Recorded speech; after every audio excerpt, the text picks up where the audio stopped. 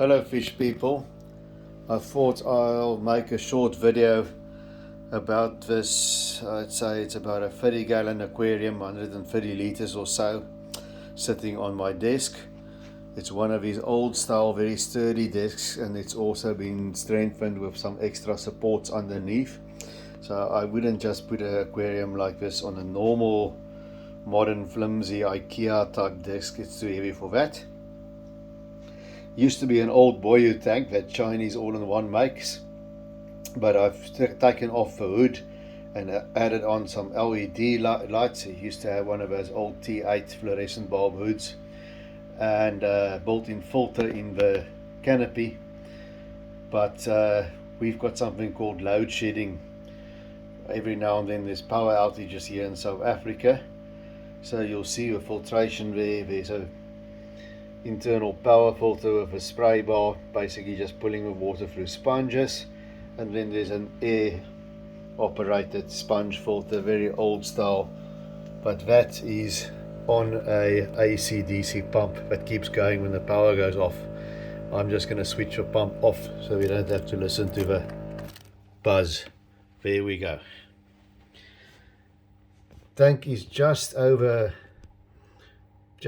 a year old now, so it's been running for quite some time. Let's start with the fish. You see there's a very nice male diamond tetra. There's two big males in there, as you can see. Beautiful fish. Doesn't look like much in the shop, but they really do color up and get those almost tinfoil like enlarged scales. It gives you that beautiful diamond shine. There's 5 diamond tetras in there, and then we have some rosy tetras as well. Also very nice little fish, peaceful. The tetra males always display and squabble a bit among each other, but for the rest they don't bother anything. And here's I'm not sure how many ottocinclus there are on the tank. I think there's about 4 or so. But there's 2 of them there. Very good to eat your foam-like algae. And then there's some more cleanup crew here also in the tank. There you can see there's a single Siamese algae eater over there at the back. They're very good for keeping the hair algae in check. And of course some guppies. There's 6 guppies, 4 males, 4 females, beg your pardon, 2 males. The males, as you can see, they're always after the females, so you've got to have at least 2 females for every male. And there's also 6 cherry barbs. There you see a male, they get that nice cherry red color. And there's another part of a cleanup crew. You can see they do leave these little white eggs on the spider wood. There he's sitting. There's another one. And that's of course nerite snails. Many different color varieties. These ones are called red onions, I believe. You also get zebra striped ones. So there's 3 of your best cleanup crew right there. The Siamese algae eater, the nerite snails, and the ottocinclus. So there is some algae in the tank, as you can see. On the Anubias leaves there's some green spotted algae, but not much. The nerite snails take care of that, and they keep it from suffocating the leaves. And there's quite a lot of cryptocorynes here. They were tiny when they got in here, and they're still not huge plants, but they've grown quite a bit. I'm trying to remember what kind they are. There's a cryptocoryne, I believe it's crispatula or something like that, and there's cryptocoryne undulata, and I know there's a few cryptocoryne axelrhodes here. And then at the back, go around and we see, look at the back, there's some Vallisneria growing as well. That's funny, it's the exact same water parameters as my 75-gallon tank, and there the Vallisneria grows right up to the surface and over the surface. Here they propagate with the runners. They've covered all backside substrate there, but they don't grow out as large as in the big tank. No idea why. Some Java fern there. The Java fern don't seem to do as well here as it does in the other tank.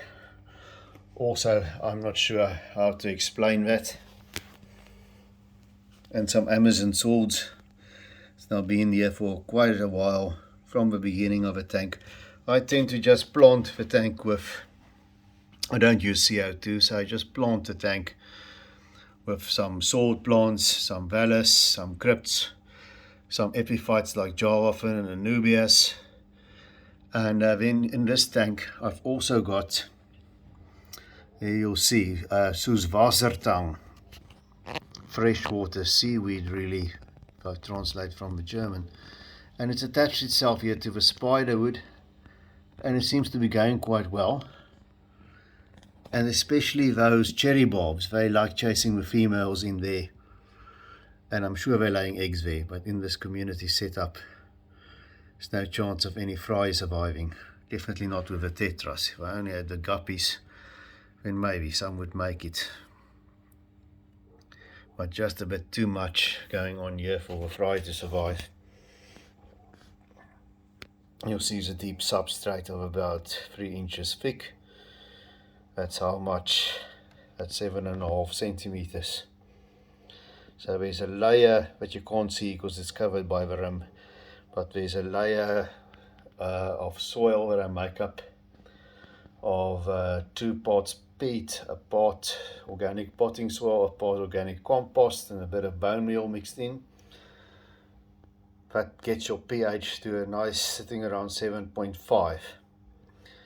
I do have very soft water, so without that the pH do tend to drop quite a bit, which is fine for the tetras. I end up in an established tank with a pH of 5, around about there. Very soft, and the tetras adjust well to it, but the live bearers obviously not. They don't do it. And these ones, I did a little store tour of Brackenfell Pets. Go check out that video. But that's where I got the guppies. And I've had them now a couple of months. And guppies I was very reluctant to get again, because the imported ones, especially the ones that are bred here in our water, do a bit better. But the imported ones carry all sorts of diseases.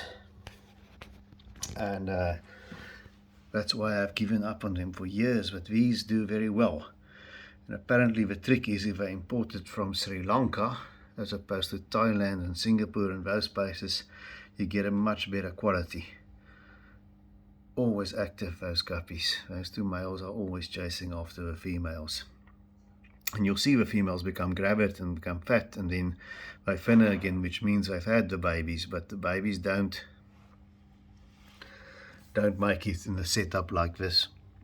I've turned the flow on the internal filter down quite a bit, so it's just a gentle flow and not a strong flow, because the guppies don't really like that much of a current. The tetras are better with it, but not the guppies. There's a 200 watt VR Aqua heater in there. It's a no-name, unknown brand, but I've had these heaters in 2 of my tanks, and they've been there for a while. I've never given me any sort of trouble. On top I just made a glass cover, and as you can see there's 2 LED lights there. It's a no-name Chinese brand, but it has got a rudimentary timer, and you can set the different colors. Now it's got what qualifies as a full spectrum. For this particular one, it's just for white, blue and red. But because the tank is 40 centimeters back to front, it's a little bit broader than your normal 1 foot in from back to front aquarium. So I found that the plants do better if I have 2 lights on it. You know, I get a better spread. Perhaps if you would lift the light up from the aquarium a bit higher of the aquarium, like I have in my 75 gallon, you won't need both. But I think it does better. You have a better spread of light with both. It's not on full blast. It's got 5 settings, 1 being the lowest, 5 being the highest, and it's about on 3. and it only gets 6 hours of light per day. That's the main thing for algae. Because in the beginning, first I had green hair algae and some spot algae, and then I decreased the lighting, took off the leaves that were affected, then put in the ottos, and when the blackbeard algae started a little bit, I put in that Siamese algae eater, and he took care of that problem. And then there's still some green spot algae on the leaves of the Anubias. Got Evnerite snails, that became much better. But in the end, you've got to look at the cause of the algae. And I figured out that about 6 hours of lights on, that's the sweet spot.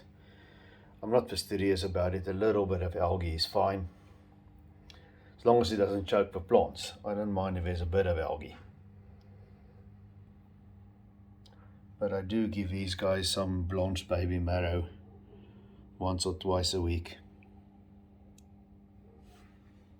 And the diamond tetras especially seem to like that baby marrow as well.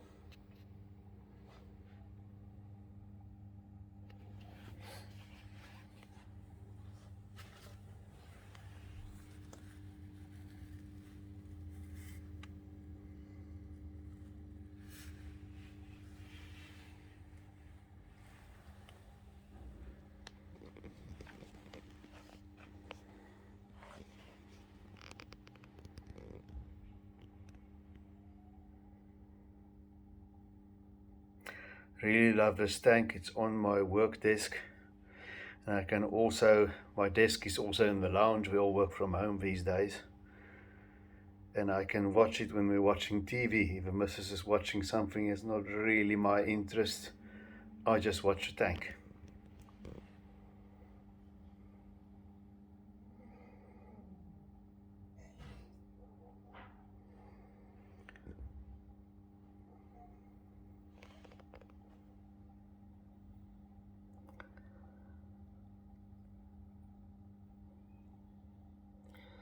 Well, that's it from my domestic denizens of the deep. Keep on enjoying fish keeping. Have a good evening.